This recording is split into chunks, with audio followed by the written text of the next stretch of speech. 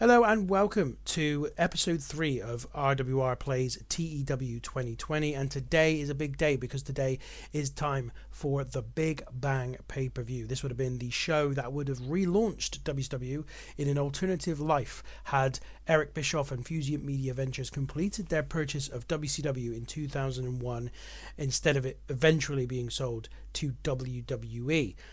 We are playing through the alternative history on this YouTube channel. Give us a subscribe if you want to follow along with this.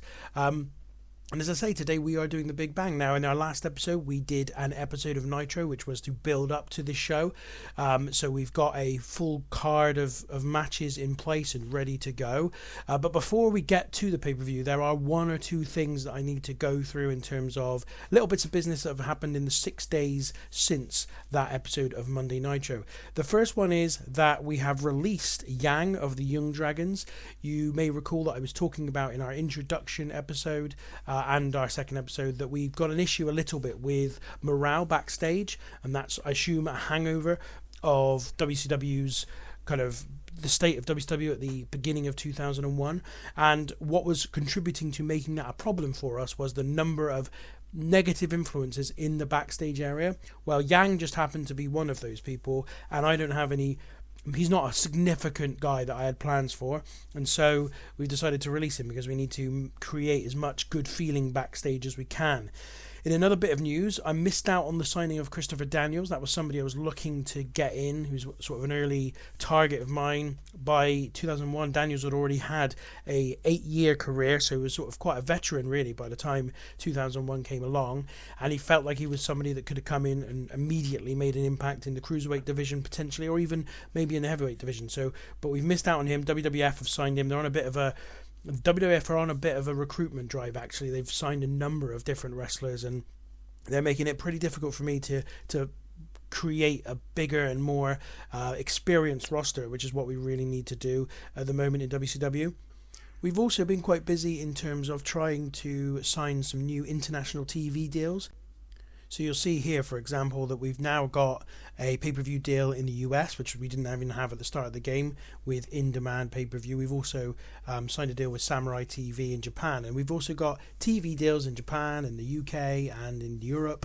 No, not in Europe, sorry, in Mexico and Canada, which we didn't have. So we've added a number of different TV deals to our overall portfolio, which means we've now got coverage pretty much all over the world. We don't have any coverage in Europe or in Australia or in India. That are also playable areas in the game. But anyway, that is sort of the business I wanted to clear up before we get going.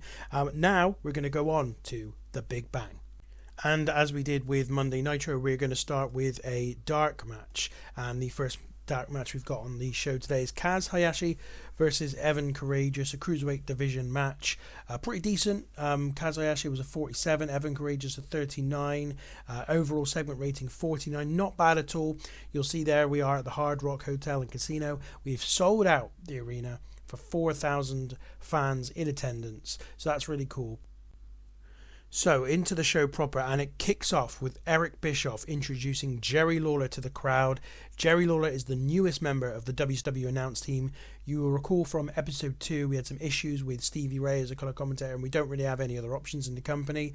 Jerry Lawler might not be everybody's favourite or first choice to come in and do this, but he was available in 2001. Obviously he'd left the WWE at the time over issues with his then partner, the Cat, and of course he in the game is rated pretty high, so we've brought him in, and he's going to be the new colour commentator for WCW going forward, and he'll be joining Mike Tenay at the announce desk. And you can see it's pretty popular immediately. The segment rating 65, and Eric Bischoff doing another really good job in front of the crowd.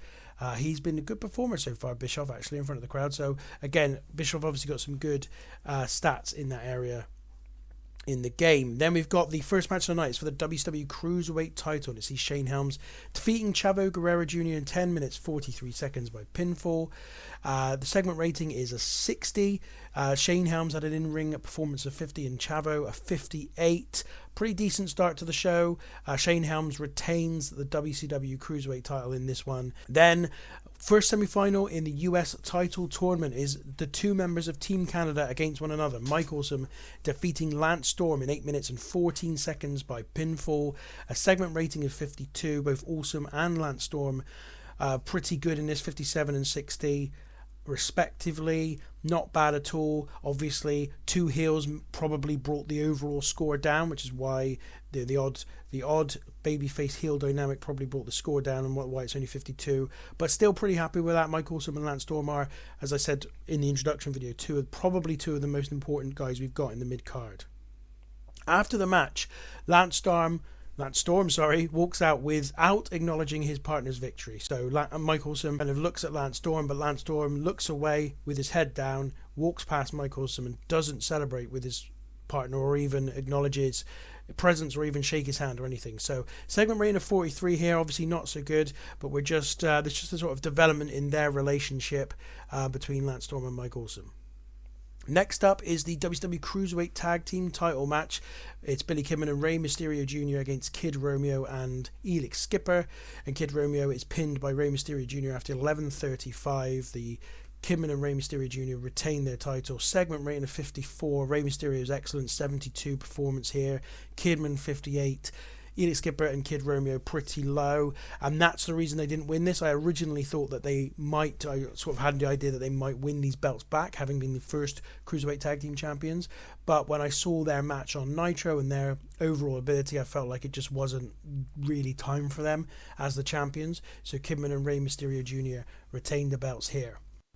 So up next, Shane Douglas comes out and reiterates his challenge to Bill Goldberg from Nitro. He says that he is here to prove to everybody that he is the franchise, and Bill Goldberg should show his face now or everybody would know him as a coward in WCW going forward. Good rating here. Shane Douglas really, really good on the mic. Clearly, segment rating of 71 is really impressive, even though Douglas was underwhelming and struggled when going off script. So that leads to Bill Goldberg starting to make his way out to the ring. He does his normal entrance, but then as he reaches the arena, he's attacked from behind by Chronic, Brian Clark and Brian Adams. And the two big guys beat the hell out of him. They choke slam him through a table, and then they choke slam him onto the apron and basically beat the hell out of him. Segment rating here, 57. Chronic attacking Bill Goldberg. Then Bill Goldberg is rolled into the ring and Shane Douglas pins him literally within 30 seconds. So Shane Douglas defeats Bill Goldberg. Now you'll notice I've done this in an angle as opposed to a match. Now the reason that is because in my test playthrough to this game, Bill Goldberg was not happy at all about losing, and it actually caused a major problem backstage, and I couldn't recover it, which is why I ran the test in the first place, just to see what was going to happen in the early weeks of this save. So instead I've cheated, I've used the angle, but I figured ultimately that in real life Goldberg wouldn't be as annoyed about this as he was in the game, especially once I had kind of explained to him exactly where we were going with this. So Shane Douglas pins Bill Goldberg in 30 seconds. Segment rating only of 52, which is a shame. You'd expect a little bit better given Bill Goldberg's popularity. But yes, Shane Douglas gets a surprise victory over Bill Goldberg, and he's back in WCW. Not the most auspicious way of bringing Bill Goldberg back into WCW, and I accept that. So we're going to have to do some work to build Goldberg back up going forward. Next up, it's the second match in the semi-finals of the US title tournament. DDP defeats Jeff Jarrett in 14 minutes and 2 seconds. Segment rating of 66. DDP was a 69, Jeff Jarrett a 66. And DDP progresses to the final, where he will face Mike Awesome in the main event of Monday Nitro tomorrow night for the US title in the final of this tournament. Then, out comes Ric Flair along with his henchman Road Warrior Animal. And Ric Flair says that it's a travesty that he's not been booked for tonight's show. Ric Flair, the Nature Boy, the face of WCW, has not been put onto the show by Eric Bischoff. Flair says that it's a personal affront to him and an affront to all of WCW's fans that he has not been booked for tonight's show. Then, however, out comes Curt Hennig for a surprise appearance. Curt Hennig walks out and says that if Flair wants to be a part of the first WCW of the new era, then he should get in the ring right now and face him one-on-one in that very ring. Ric Flair starts to kind of style and profile and get excited and starts to rip off his clothes, and we have got an impromptu match between Ric Flair and Curt Hennig. A good segment rating here, 65. Curt Hennig debuted his arrogant heel gimmick, which was a mistake. I should have changed that before we started. He's playing babyface at this point. It got an initial rating of very good, which I guess is a consolation. Ric Flair, Curt Hennig is a surprise signing for WCW. The match, however, does not go his way. Ric Flair defeats Curt Hennig in 9 minutes and 14 seconds by pinfall following interference from Road Warrior Animal. And you can see here, this has got a segment rating of 69. Ric Flair, performance of 77. Curt Hennig, a performance of 67. And an impromptu match and a surprise for everyone. Curt Hennig turning up on the show. Curt Hennig brings some much needed experience. He's also apparently a good influence backstage, which is something we desperately need in order to restore some balance to what's going to go on backstage. Moving on, we've got Tony Schiavone introducing the newest member of the WCW roster, Tommy Dreamer. Tommy Dreamer is another surprise signing for us. As I said, it's been difficult to get some really big signings. I wanted to sign Rob Van Dam. He was the most kind of big name free agent that was available at the beginning of the game, but unfortunately he's got a negative influence backstage. At the moment, we simply cannot afford any further negative influences backstage. Tommy Dreamer, on the other hand, was a positive one. He's not exactly the most exciting signing, but he was somebody who had experience, who was relatively well known. So he's come out here and he's been introduced to the crowd by Tony Schiavone, and he talks about how he is going to give it his all to go to as far as he can in WCW and represent where he's come from and what he believes in. Segment rating here of 34. Tommy Dreamer debuted his loose cannon gimmick and he got an initial rating of good. Loads and loads of green there, which suggests this should have been a really good segment, but only 34. Maybe Tommy Dreamer needs a little bit of help in terms of his popularity. And just in case you weren't aware, that's one of the key kind of elements of the game, is how popular someone is. Really means how well known they are, and therefore how well the crowd will respond to them in general. So anyway, that's Tommy Dreamer introduced to the live crowd and to the WCW audience as the newest signing of the company.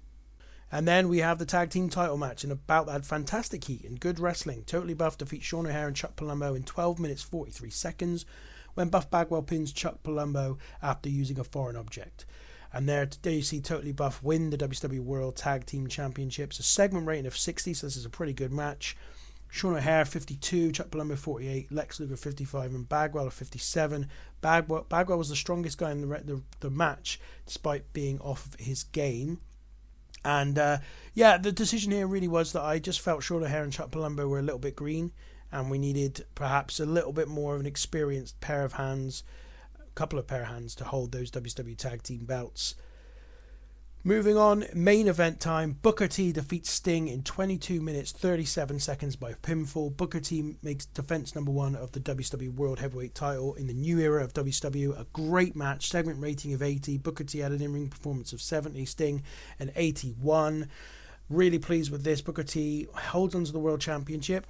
After the match, Booker T extends his hand and Sting just dejectedly shakes it and leaves the ring, leaving Booker T in the ring to celebrate as the announcers start to wrap up the show.